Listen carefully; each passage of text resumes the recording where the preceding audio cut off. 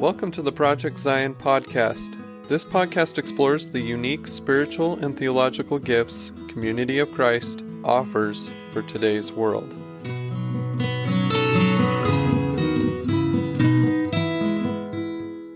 Hello, everyone. This is Brittany Mangelson, and welcome to another episode of the Project Zion podcast. We are going to be giving you an episode in our Fair Trade series where we talk about faith transitions and converts to Community of Christ. These are some of my favorite conversations to have, being a convert to Community of Christ myself. So today we have on a new friend of mine. I don't know him too well, so I'm really excited to get to know him better. But we've got on Ken Bowen on the podcast, who is going to share about his recent conversion to Community of Christ. So Ken, thank you for joining us today. And why don't you just tell us a little bit about yourself? Well, thank you so much for having me on, Brittany. I am an elder in Community of Christ. I'm a member of the Huxford, Alabama congregation. I live in Monroeville, Alabama, the home of Harper Lee of To Kill a Mockingbird. And I am also a high school math and science teacher as well. Awesome. I did not realize that you lived in the home of Harper Lee. That is, To Kill a Mockingbird is a really, really good book. So that's exciting. All right, so let's just dive right on in. We always start in childhood or in our adolescent years in these faith transition stories. So what did church look like for you? What did faith look like? And how important was learning about God and spirituality as you were growing up? Well, I often tell people I was basically born in the church. My mother and my grandmother were both very involved in church. So as soon as I was able to attend, I did. And I grew up in the Church of the Nazarene. And I was blessed to be a part of a congregation that really put a lot of effort into the spiritual well-being of its younger people. That went all the way from childhood, where we had a lot of volunteers that would help to lead children's church. And on up to when I became a teenager, those same people would continue to make sure that we had a good youth ministry and that they helped develop our spirituality. We would have these youth Sundays where the younger people were in charge of most of the service. And that included teaching Sunday school and leading the music. And on some occasions, there would even be a teenager that would give the message for that day. And in fact, that's where I gave my very first sermon, if you want to call it that, was on one of those youth Sundays. It was probably terrible, but the older generations were willing to put up with that a little bit for the sake of our own growth in our relationship with Christ.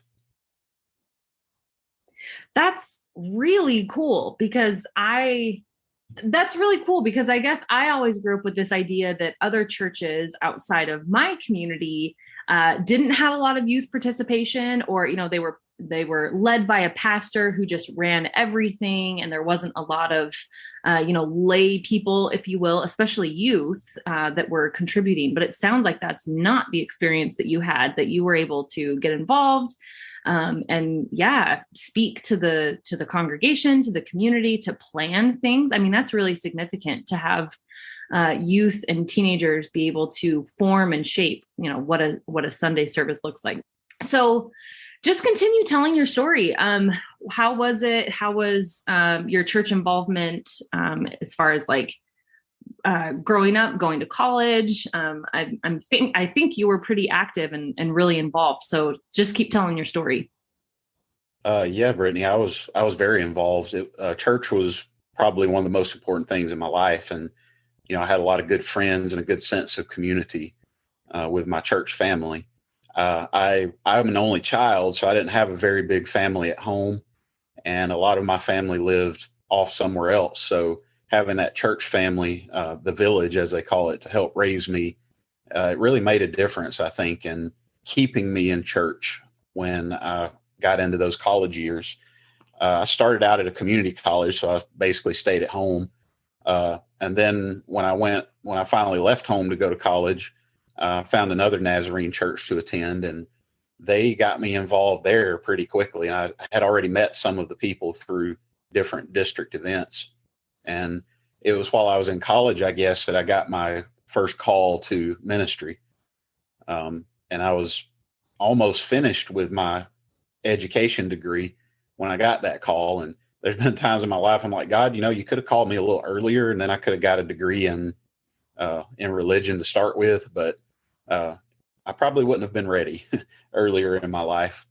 But I got that call to ministry. And after I finished at Auburn University, I decided I did want to further my education to work toward being ordained in the Nazarene church. So I went to Nashville to Trevecca Nazarene University at that point. So I'm curious, when you say you got a call to ministry, what did that look like? Was that an inward sense of call, or was someone identifying that within you? What was the context of that? I guess in my tradition growing up, it was more of an individual feeling a call from the Holy Spirit. And then that calling would sort of be confirmed by leaders in the church. At the time when I was attending the church, it wasn't in Auburn, but it was close to Auburn. That pastor told me when I said, I think I feel like I may be called to ministry. And he said, immediately, I've kind of felt the same way. And I'm glad you, it was almost like I was finally getting on board with what other people said. So it was a big confirmation for me to accept that call and to start working toward learning more about not just the church, but about Christ and about how to share him with others.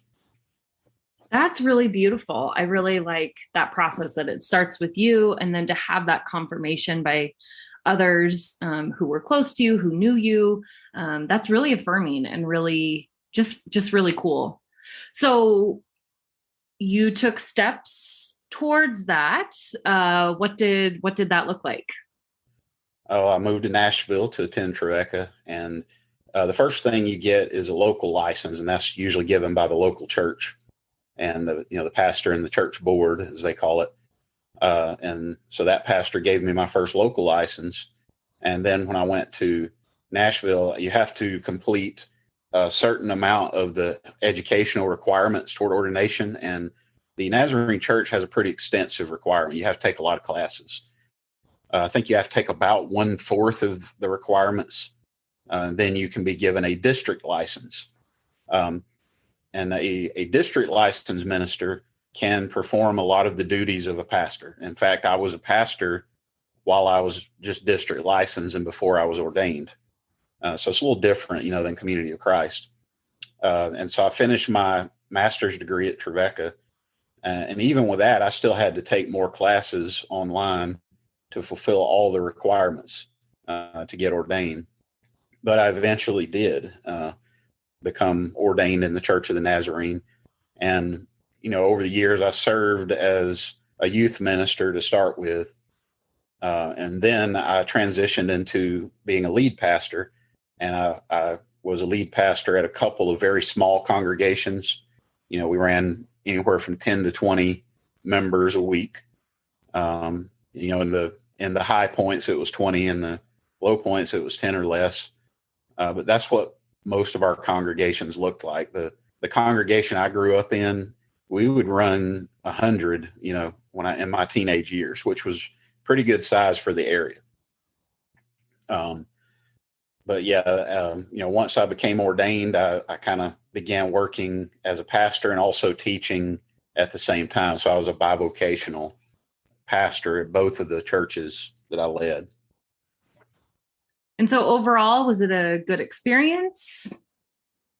I would say it had its ups and downs. Okay. And I would imagine every ministry did. One of the challenges I faced was there seemed to be a disconnect between the academia in the Church of the Nazarene, the university, and the leadership of the church, and some of the local congregations. And I would imagine that had a little bit to do with the area that the congregations were in, rural Alabama. They were heavily influenced by the other evangelical congregations in that area. And even though I would try to preach, our doctrine and what I learned, there was a lot of pushback from that. between those that knew better from watching TV preachers, But, there were also people who were very open and accepting to the word. So it was a little bit of both. And one of the hardest things, I guess, during this time of ministry was I had a very troubled marriage. I got married while I was at Tribeca, and my wife at the time struggled off and on over the years with eating disorders. And she never got the help she needed, and it really impacted our ministry, I believe, because she was going through that during those times. That's really difficult to juggle the family stuff behind the scenes. And, especially maybe if it's something like an eating disorder, maybe everyone's not fully aware of what you're trying to juggle. And then also to show up and be a minister and be present for other people. That's a lot to juggle. So where did you go next? I'm curious to know, maybe the rumblings that had you starting to look for other faith communities, your eventual, leaving that church and then finding Community of Christ. So how did you get from being pastor to where you are today? So in 2019, I went through a divorce. And I guess that's one of the hardest things I've had to go through. And it really made me start thinking about, what do I do next? The church where I was pastoring at the time, they were supportive in that they let me stay on as pastor. I've heard stories of pastors going through divorces and the church immediately just says, you're gone. This congregation didn't do that. So I always speak well of them for that. But at the same time, I didn't feel a lot of friendship and support from that congregation. There was a lot of Sundays. It would have been nice if someone had said, "Hey, do you want to go to lunch?" But that never happened. And there was not a lot of outreach from the people asking, "How are you doing?" That sort of thing. It was almost expected that it not be talked about. And in fact, I had a member say one time, I said something about it at a Wednesday Bible study about, I basically told them I was struggling a little bit, and the gentleman, maybe well-meaning, but he said, "It's probably better if you just don't bring her up." And so I didn't feel like I could talk about it there. And at that point, I'd honestly made plans to resign and move back to my home area in Randolph County, Alabama, East Alabama, and kind of start over from there and see, where I wanted to go next. But it was during that time in early 2020, March of 2020. That was when I met Alicia, my current wife. And I guess that was what Alicia is my reason for being in Community of Christ. Give God the credit, but God sent Alicia to lead me in that direction. And we started dating in March of 2020, right at the beginning of COVID, the pandemic.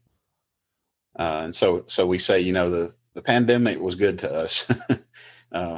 It's one of those things you hate to say, but it gave us a chance to get close and learn about each other's faith and decide pretty quickly that we wanted to be together and spend our lives together. Originally I thought, well, Alicia's going to join me in the Church of the Nazarene, and she's going to make a great pastor's wife,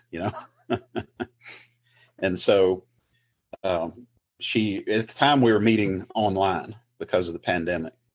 And I had introduced her to a few of the church members that I had just seen in person here and there, but she had not been with me in a congregation aspect yet. But also during this time, I believe it was either late May or early June. I don't remember the exact date, but the whole nation watched on TV as George Floyd was murdered by police on camera right in front of all of us. And that and the protests that sparked after that led our little hometown of Monroeville to have its own local protest. And I was a pastor that had made effort. Our church was mostly white people, but I had made an effort to reach out to the Black community. And we had some Black members attend. We had one join the church. And I just, after prayer, really felt like as a pastor, I needed to reach out to the Black community and let them know, hey, we are here to support you. We love you. So I went to one of those local protests and met some of the people and everything. And well, after that, I preached a sermon about racism that following Sunday. And it included a statement from our church, from the Church of the Nazarene, official statement about racism. And a couple of days after that, I got a phone call from the church secretary. And she said, a lot of people are upset about you going to that protest and about what you said in your sermon. And so I tried to reach out to those people. Thankfully, the secretary, she was okay. Like, she didn't like it, but she wasn't going to hold it against me or, stop attending church. But the other people, they wouldn't answer their phones. The one that did answer his phone, I tried to get him to sit down and talk to me. He wouldn't. So, it was just complete ghosting from full-grown adults that wouldn't even have a conversation about a disagreement. And so at that point, it wasn't long after that, we actually started meeting in person again, but I only had one member to attend for like 3 weeks in a row. And then Alicia and her mother also attended to support me. But we talked, Alicia and I talked, prayed a lot about it. And I decided, I'm going to have to resign for my good and the good of this congregation. So I put in my resignation. We set a date for my last Sunday, which was very soon after that. Again, one member showed up my final Sunday, and I knew that was the right call to make. At that point, we had planned on attending a different Nazarene church. We have a few in our area, so we attended one of the other congregations, and there was just some things that made us feel unease. One thing is some of the people there didn't go by the mask and social distancing regulations. Also, there was just some theology that was going on that Alicia and I both were uncomfortable with. So we said, well, we'll try the other Nazarene church. Well, we got in the car on a Sunday morning, and Alicia got very sick on the way to that church. So we had to turn around and come home, and we never went to that church, because it was after that Alicia asked me, can we try my church? And I had already, looked into Community of Christ. I'd gone on the website. I checked y'all out, so to speak. And I liked what I saw. I love the enduring principles and the mission initiatives. They really spoke to me in the kind of ministry I wanted to do. And so at that point, I didn't really have any reservations about attending. And so I went with Alicia one Sunday when they started back meeting in person. And immediately I was welcomed as family. And I guess that was why I stuck around, because not just at that congregation, but anywhere I've gone in Community of Christ, whether it was reunion or priesthood retreat or anywhere I've gone, the people were loving and welcoming and treated me like family, even though they didn't know me at the time. So that the community aspect is what I really love about Community of Christ. Wow. First of all, I'm sorry. I'm sorry that you would put your whole life and soul into this church community. And I find it so interesting that what broke it all down for you was standing for those who society is oppressing. And I find a bit of irony that you were stating your church's official statement, right? Like you weren't just trying to change the whole culture of the church. You were using in-house, and I, use air quotes, but like you were using in-house statements and documents and responsible use of scripture to show that these things that are happening, that are the reality of our society, are not okay. And I find it so unfortunate that that's what really had caused you to have to cut your ties with your community. But also, I really admire you for it. I mean, the bold standing up for what's right and using the gospel in a way that should be challenging those who are not being oppressed, right? And the charge, the call to look outside of ourselves and to look at who is being harmed by our beliefs and the way that society is structured. And I really admire you for pointing that out in such a bold way. But then I'm simultaneously devastated for you that that's what caused you to lose that community. So yeah, I just wanted to start my commentary with that, that I admire you for that. And I'm also really sorry that that's what broke your involvement with your faith community. That's really sad to have to give it up. So yeah, I think it's interesting too, that it sounds like you were on board with a more inclusive church, and that was also supported by the denomination at large. And yet, your local congregation, your local area was maybe out of bounds with some of those ideas. And I think it's interesting because there's so much diversity in Community of Christ, and, not being creedal, and you can have different cultures and style of worship and different things that congregations focus on. And it sounds like that's, kind of similar to your experience, where your local congregation might be espousing values or focusing on different values. And if you're trying to push people to be more inclusive, to be more open-minded, use the word open-minded, that would be a struggle. That would be a struggle to try to lead a congregation down that path when there's such strong resistance. So I'm interested though. I to be honest, don't know much about the Church of the Nazarene. So is it more like a formal style of worship, or is it more casual? Well, for me, where I grew up, it was mostly very casual in worship. I guess there was a sense, like many rural churches, of you should dress up to go to church, but there wasn't the robes, and everybody didn't have on suits and that type of thing. It was mostly casual, so that aspect has been easy to transition because that's what I was used to. But at large, it depends on where you are. I think the Church of the Nazarene is also very diverse, and there are probably some out there that do more liturgy and high church type worship. But most of the ones I've attended have been very casual. The Church of the Nazarene is, I guess you would say, it's a Wesleyan foundation. So some similarities to the Methodist Church. It also has roots in the holiness movement as well. So a little bit of a combination of those things. But theologically, it's very Wesleyan, as opposed to Calvinist or any of the other fundamentalist. For years, I was proud of the fact that Church of the Nazarene ordains women, and have pretty much since the beginning of their church in the early 1900s. The Church of the Nazarene is all over the world, in over 100 countries. So it's very diverse all over the world.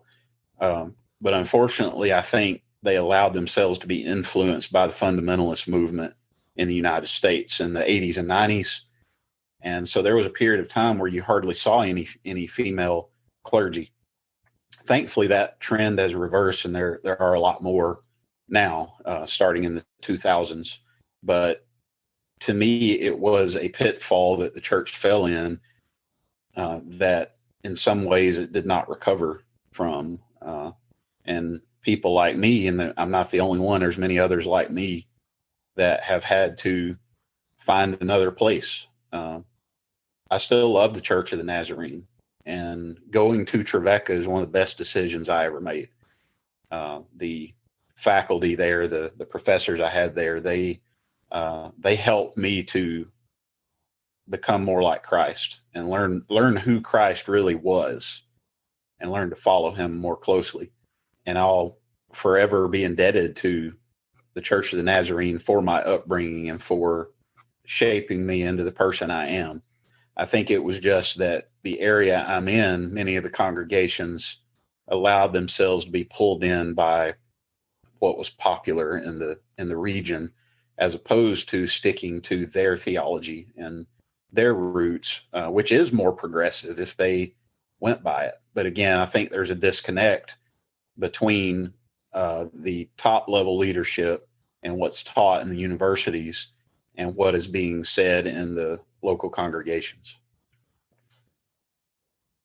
And that's got to be really tricky as a pastor who's really grateful for the more open-mindedness and progressive and inclusive theology and culture as well. But then to try to push your local congregation in that direction and then just be met with, that's not where we're at. So, yeah, that's got to be tricky. But it does sound like it's a good Community of Christ would be like a good transition church, right? Because there are some of those similarities. And even, like you said, the cultural diversity, where, you have this headquartered church that has these values, you name the enduring principles, and then, they're lived out differently in each local context. But it sounds like you've got a good local community. So, good local Community of Christ. So how is it different, or like, what were some of your first impressions of actually, going to Community of Christ? You've shared a little bit about it, but I also am curious to know, and not to bring this up too much, but I feel like some Christian denominations look at anything that started by Joseph Smith as a cult, or, there's this strong tendency to lump Community of Christ in with Mormonism. So I'm curious to know what your perception of that was, maybe before attending. Did you even know much about Community of Christ?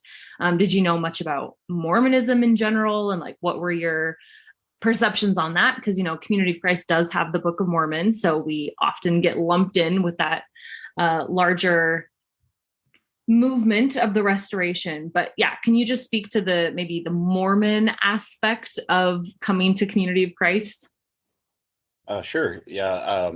I guess Alicia shared that with me from the beginning, that Community of Christ was rooted in, the Mormon church started by Joseph Smith.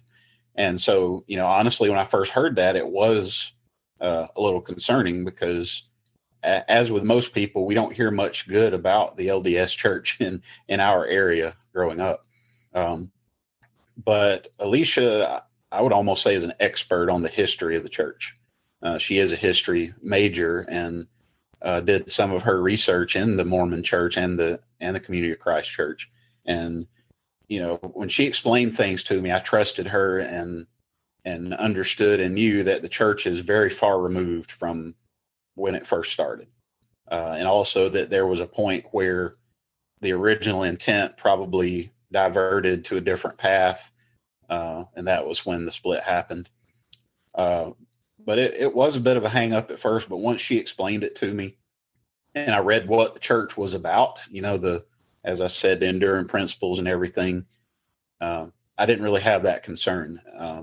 As far as the Book of Mormon, whenever I first was thinking of joining Community of Christ, I met with two of our evangelists in our area, Gary and Marcia Howard. I'm not sure if you know them, but awesome people. Alicia has known them pretty much all of her life, and they were very influential in her upbringing in the church. And when I was trying to make that decision, Alicia said, "I want you to talk to Gary and Marcia." So they had us at their home, and we met with them. And after that conversation, and I learned that, the Book of Mormon is not something you have to treat as everything's 100% accurate in there and you have to believe it or you're out. Once I learned that it was more of a supplemental scripture, I guess that set me at ease. It's something I want to read more of and learn more about, but it's good to know that I'm not going to be excluded because I don't know much about it. That was a blessing when I learned that. But Gary and Marcia, the conversation I had with them, I guess that was the moment I decided it's time to make that decision and join the church. And when I made that decision, and honestly, it was, I guess, after my confirmation, and I posted the pictures online and on Facebook and talked about joining Community of Christ. And I had one well-meaning individual message me on Facebook. You know, that church is part of the LDS church, don't you? This is another Nazarene minister. And I said to her, I just replied, my wife is pretty much an expert in that area, and we've already talked through all of this.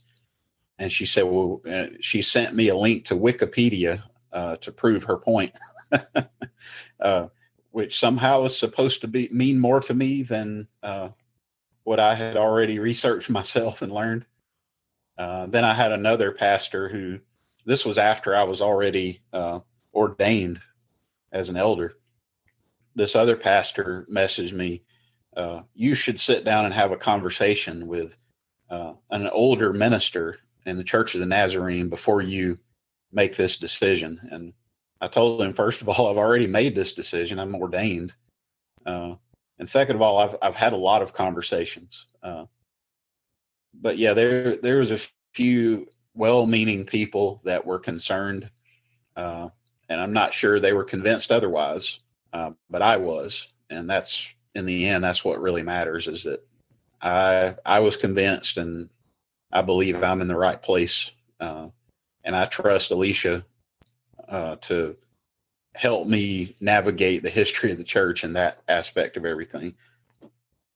No, I thank you so much for sharing that. I really appreciate it, because I know that it can be challenging to try to explain who we are and how we have same foundational roots, but that does not mean that the deeply Mormon, if you will, parts of us, like the Book of Mormon, are any sort of requirement to have belief in, or a test of fellowship, or, you know, something that you must adhere to be part of the community. So I really appreciate, you know, your honesty in saying, you know, I don't know much about this book.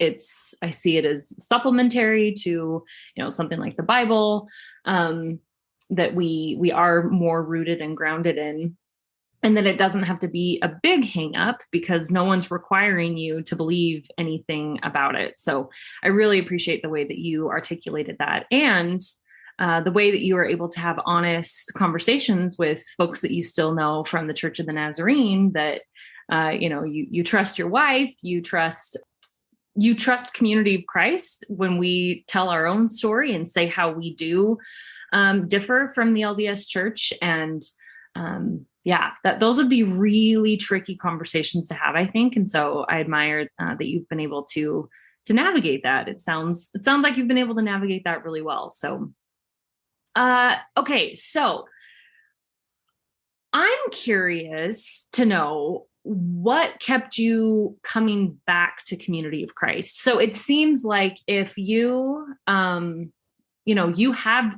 obviously church leadership skills, and I'm fascinated with this idea of being a leader in a church to then being the new kid on the block, if you will, right? Like going from leading a congregation to then learning about a new church. I mean, that's, when you're in ministry, it can become your life, right? It impacts every part of your life. And then to suddenly be the person on the other side of that experience, learning about a new church, what were the things that kept you coming back, and how, I'm just so curious more about your conversion. What was that like to suddenly be on the other side of ministry, and what kept you coming back? Well, I think one of the big things is I really love how the priesthood is done in Community of Christ. I love how one person doesn't have to do everything. At least that's how it is in our congregation. Before I resigned from my last pastorate in the Nazarene church, I had reached a point where I didn't like church anymore because I was burned out, and it was just a job that I had to do on Sunday and sometimes Wednesday. And I felt like if anybody was out, I had to step in because there weren't enough volunteers willing to serve in the church. So I often found myself having to lead the music and preach and sometimes teach Sunday school. And it just, so many things fell on me. And coming into a church where you have deacons and priests and elders and teachers and in the same congregation that shared duties, it was such a breath of fresh air. It did help that when I joined Community of Christ, my mother-in-law is the pastor of the church. So she got me involved right away, even before I was ordained. She gave me opportunities to speak. And of course, Alicia plays piano, and so I would help her. We would work together to lead music. And so I didn't have to completely transition to from being up front to in the pew all the time. Thankfully, it was a good transition where I was still allowed to participate in worship and still lead in certain areas. And, eventually leading up my ordination where I've been able to take even more of a role. But I think the fact that I can sometimes sit in a pew and enjoy worship, whereas I had not been able to do that very often for many years as a lead pastor in my previous tradition. So just the aspect of priesthood was one thing that, kept me around and convinced me to become part of the priesthood myself. That's a really reasonable perspective to be able to kind of take a step back and relax and sit in the pews while also having opportunity to still serve. So it sounds like you were able to find a good balance and a good way to plug yourself into the community while also not feeling like you have to do everything and, fueling this burnout that you were already feeling from your last congregation. So yeah, it sounds like a really good community for you to have started attending. So we've already touched on some of this, but I am curious to know if you had any additional hangups in joining the church, and then what were some of the reactions of maybe your family and friends? And again, I know we've talked a little bit about this, some of the people that contacted you, but as far as family relationships or, maybe former colleagues, what were some of those reactions like?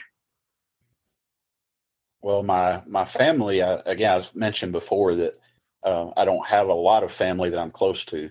I mainly have my mother. I lost my father way back in 2001 to cancer. So it's mainly been my mother and then my grandmother are the two individuals I'm still closest with. And they have both been nothing but supportive. They both told me, if you feel led by the Spirit to do this, then, I'm happy for you, because they both knew how hard it was for me before that and how much I struggled in ministry before that. My mother also had a bad experience with the Church of the Nazarene that she attended for a while. It's not the one we grew up in. It was a different congregation. And my mother has not really been part of a congregation for a few years now. I'm working on her, try to get her to join the local Community of Christ. She did go with us there when we went and visited that church, and I spoke, and Alicia played music, and my mother went with me. So I'm trying to convert my mom to the church. But we're praying and seeing how that goes. But my family's been very supportive. The other people that I respect a lot in the Church of the Nazarene, they have also been very supportive as well. The ones that had the problem were people that didn't really reach out to me before. It's just like all of a sudden it's almost like they took it as an affront that I was leaving the denomination. And so they were lashing out about it. Whereas the ones that know me, they know that I'm not going to make a rash decision in my faith. And they have been very supportive, especially as they have learned about what we believe and the aspect that we welcome all people, love all people right where they're at. They've been very supportive.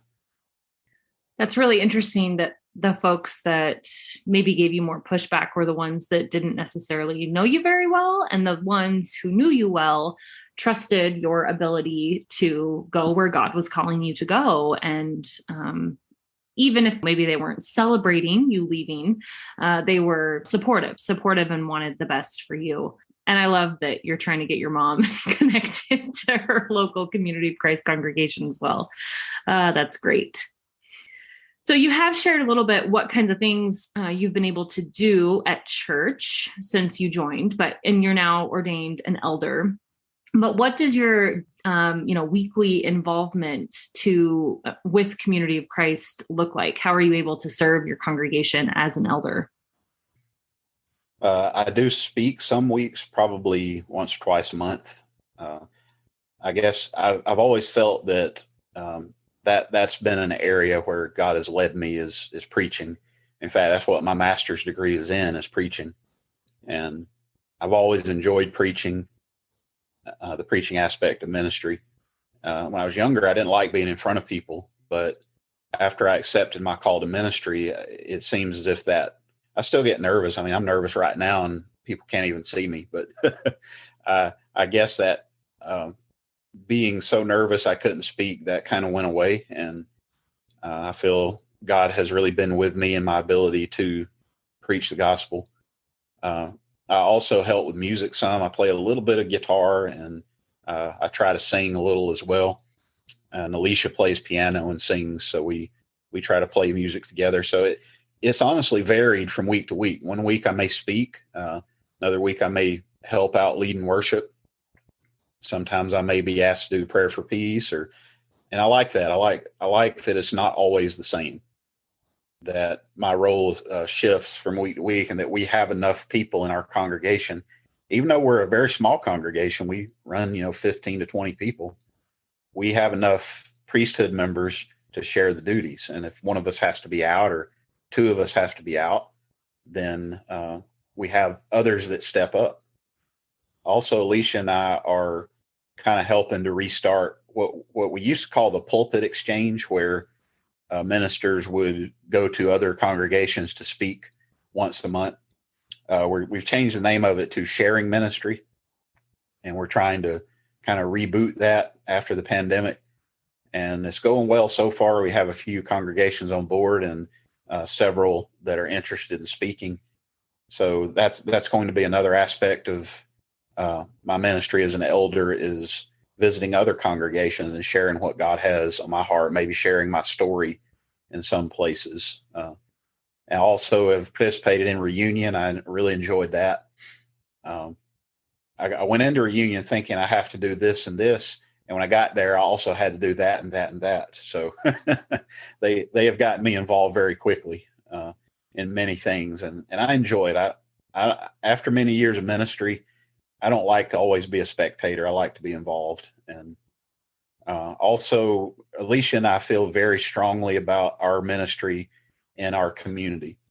Whether it brings people to the pews or not, we feel strongly about reaching out to people in our community that may have been hurt by religion in the past, or people in the LGBTQ community that may have been rejected by churches, to let them know there is a place for you.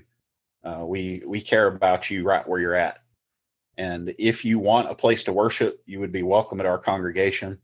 But otherwise, you're also welcome to just be our friend and hang out and play board games at our house, or whatever you need. That's the type of ministry we're trying to do in our community. I love it. I love that there's the variety that you were hoping for, and that not all the responsibilities are on you. Something as simple yet beautiful and powerful as the prayer for peace, bringing ministry in that way.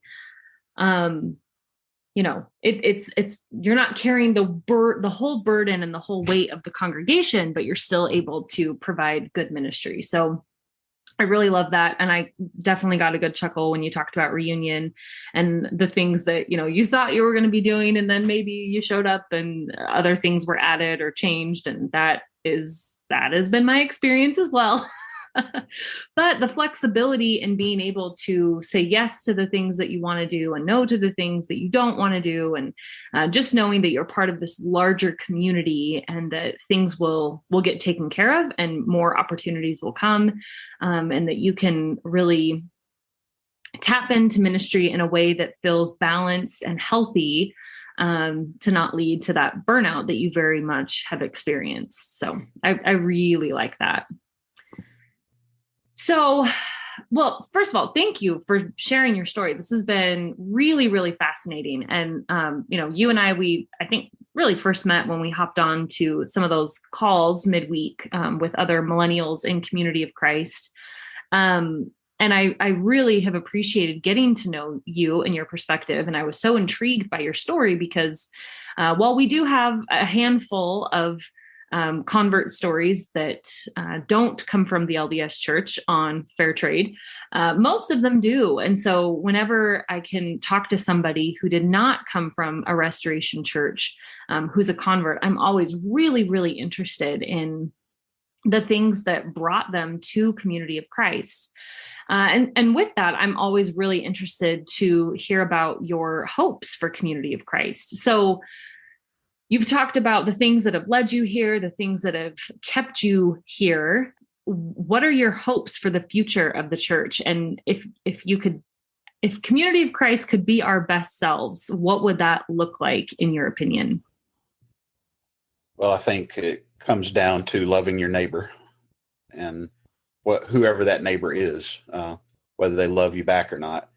And I think whatever direction we go in the future, that's what it looks like. Is who feels unloved, and that's who we should be going after. And again, one thing I've loved about Community of Christ is it doesn't, at least in my experience, it doesn't emphasize how many numbers you have at church.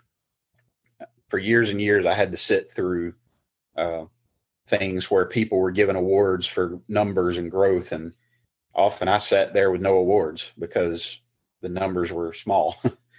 And I love that Community of Christ, it's just about loving people and ministering in the community, whether or not they show up on Sunday. And I think that's a role that we can really play, because there's so many out there that think that that's what it's about, that it's about getting people in your churches on Sundays or whatever day of the week, when it really should just be about going out into the community and loving people. I mean, I wonder if they counted Jesus's ministry based on how many people he had at temple. Well, we know he crowded them out sometimes, but Jesus had 5,000 people on a hillside that he ministered to, that he fed, that were hungry. And Jesus had people that were possessed with evil spirits that needed his ministry. And those people weren't in the churches, in the temples. And I think that's what our church should continue to do. I love that. I don't remember, again, I'm a newbie. I don't remember what Doctrine and Covenants it is, but the one that says, set your eyes on the horizon. Set your eyes beyond the horizon to which you are sent. And, the horizon is what we can see now, but we are to look beyond that and see, where is God calling us to next? And to me, it always looks like the ones that need love the most. I love the simplicity in that answer and the openness. Religion so often gets in our own way, and we so often overcomplicate things, especially when it comes to how different churches interact with each other and the labels that we put on one another, and the things that we resist as humans, right? But when it comes down to it, you started off that comment, which is simply loving your neighbor, no matter who they are. And I think what a beautiful takeaway from religion, right? After all of your theological education, after all of your experience leading congregations and transitioning to a new church, that's what it comes down to, is just loving your neighbor and being in a place where you can do that more fully, backed up with scripture. I love that scripture. And honestly, I can't remember the reference either. And I've been around just a little bit longer, but still I consider myself a newbie. I know it's 160 something. Yeah. Maybe 161. I'm not sure, but I'll try to be a better Community of Christ elder and learn my scripture references. But you've got the most important part down, right? And that's great. Like that's the whole purpose of this, living Christ's mission as our own, looking beyond the horizon, looking beyond our wildest dreams of what this inclusive community can look like. And I think that's the vision that we need to collectively have as a church. And I really appreciate, the new folks who are coming in that remind us that those are the things that have drawn us in. I can say the exact same thing. Those are the same reasons that kept me coming back. Those are my hopes for Community of Christ, that we can just further live into our mission of being Christ's peaceable kingdom in the world today. So thank you so much. It's been really fun getting to know you. And I kind of feel like this went by super fast. So I'm almost worried that I left stuff out. But is there anything else that you weren't able to share that I didn't ask, that you wanted to make sure you got in, or just any general final thoughts? Well, first of all, thank you so much for having me on here. I really appreciate the opportunity to share my story. And I think maybe my story is many others' story. I personally know others who have gone through similar experiences to me, and I pray that all of them are able to be as blessed as I was to land somewhere that will pick me up and pick them up and love them the way that I've been loved by Community of Christ. And whether that is Community of Christ or some other tradition, I've been very blessed that whenever I felt like religion turned its back on me, that I had a place that immediately accepted me. And I know there's a lot of people out there that haven't had that luxury, that may still be trying to find their home. And I just pray that they're able to do that. Thank you so much. And again, I just love the grace that is just like spilling from your mouth right now. And this idea that you just want everyone to have a spiritual home that is accepting of them, that is loving of them, that allows them to meet the God that they know and love. And I just really appreciate your open-mindedness. And again, I just hear so much grace just stringing through everything that you've shared today. So Ken, thank you so much for sharing your story. I know that it will help a lot of people not only be reminded of what Community of Christ has to offer, but any seekers that are listening who might be, still struggling with whether or not they want to pursue a different path. And I think that through your story, it's been made clear that as long as you follow your intuition, follow the Spirit, whatever label you want to put on it, that you'll be okay, and that you'll find a community that will love and accept you and will celebrate you for who you are. So again, Ken, thanks so much. It's been a joy to talk to you today. I've greatly enjoyed it. Thank you, Brittany.